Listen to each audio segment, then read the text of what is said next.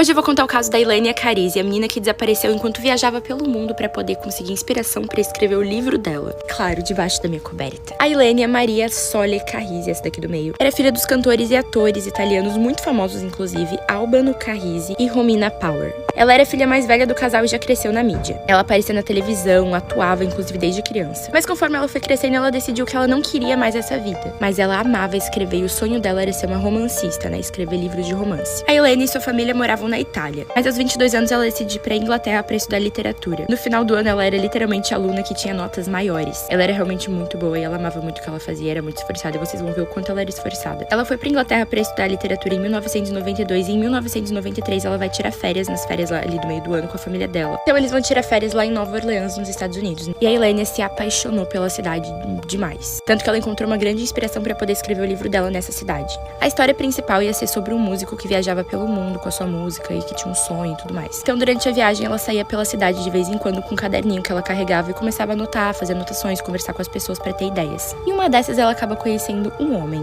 Esse homem era o Alexander Mazzachello. Ele tinha 54 anos e era um músico trompetista jamaicano. E a Ilênia encontrou nele o personagem perfeito pro livro dela. Então eles começaram a passar muito tempo juntos e a família dela começou a estranhar um pouco porque ele era muito mais velho, ele era 31 anos mais velho do que ela. Os dois viraram muito amigos, tudo mais, só que a família dela ficou preocupada de ele ter algum interesse nela em algum momento. Acontece que quando a viagem de férias deles acaba lá em Nova Orleans, a Ilênia diz que quer continuar lá um pouco mais. Então ela fica lá em Nova Orleans sozinha com esse cara. Acontece que pouco tempo depois de ela tá lá sozinha em Nova Orleans, ela liga pra família dela e fala que tá indo pra casa deles. Algo muito estranho é que ela diz que ela tá com medo e que ela acha que alguém dopou ela. Então quando ela chega em casa, ela revela pra família que ela tem quase certeza que ela foi abusada. Enquanto a Ilênia estava na casa da família dela lá na Itália, ela começa a receber algumas cartas do Alexander. E a mãe dela rasga, joga fora, bota fogo, sei lá, nas cartas. Pra eles não terem esse contato também, porque a mãe dela já suspeitava do Alexander. A Ilênia volta pra faculdade depois que as férias acabam e continua tudo normal. Até que em outubro daquele ano, ela diz pra família dela que ela quer trancar o próximo ano da faculdade pra poder focar no livro dela.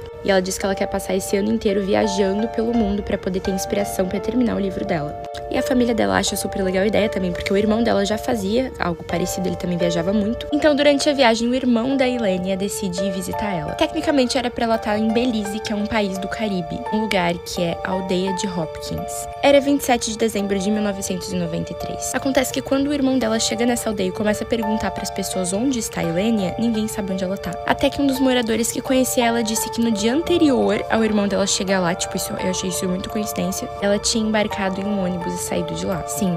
Ela voltou pra Nova Orleans. Ela queria porque queria terminar o livro dela e esse era o lugar que inspirava ela. O Alexander era o homem que inspirou o personagem principal do livro. A Ilênia então liga pra família no dia 31 de dezembro de 1993 pra avisar que ela está hospedada num hotel lá em Nova Orleans. E esse hotel era um hotel considerado de classe baixa, era um hotel tipo muito baratinho mesmo, porque ela tinha decidido que ela não ia mais depender dos pais naquela viagem e ela inclusive encontrou um emprego. Mas algo que ela não contou pra família dela é que ela estava dividindo o quarto de hotel com o Alexander. O dono da chapelaria que ela estava trabalhando disse que ela estava se misturando com as pessoas de rua, porque ela queria ter a experiência certa para poder escrever no livro dela. Falei para vocês que ela era esforçada, mas até demais. Acontece que no dia 14 de janeiro de 1994, no ano seguinte, só que no dia 14 de janeiro, tipo 2 semanas depois, o Alexander vai pagar as contas do hotel usando cheques em nome da Ilênia. Inclusive mostra o passaporte dela pra eles conseguirem aceitar, só que eles acabam não aceitando porque acham muito estranho, porque ele já não viu a Ilênia há algum tempo. Então, as funcionárias do hotel chamam a polícia que aparece lá e começam a interrogar o Alexander, que fala que não faz a menor ideia de onde a Ilênia tá. Depois disso, descobriram que o Alexander já tinha um histórico com a polícia de assédio e vendas de substâncias ilegais. Quando os pais da Ilênia descobriram que ela estava desaparecida, eles foram direto pra Nova Orleans. E assim que eles descobriram que ela estava hospedada junto com o Alexander, eles já começaram a dizer que ele tinha alguma coisa a ver com o desaparecimento dela. Até hoje, a Ilênia Carrisi, infelizmente, não foi encontrada. O pai e a mãe da Ilênia discordaram sobre o que aconteceu com ela, tanto que eles se separaram depois disso. O pai da Ilênia acredita que ela morreu, inclusive ele conseguiu com que declarassem a morte dela no papel, como ela realmente não está mais viva. Isso aconteceu em 2013. Já a mãe da Ilênia tem certeza que ela tá viva em algum lugar e até que ela tá mantida em cativeiro por alguém, e isso é horrível, realmente. Hoje em dia ela teria 53 anos se ela ainda estivesse viva. Tem muitas teorias do que aconteceu com ela, inclusive um serial killer chegou a dizer que ela era uma das vítimas dele, mas isso foi provado que não era real.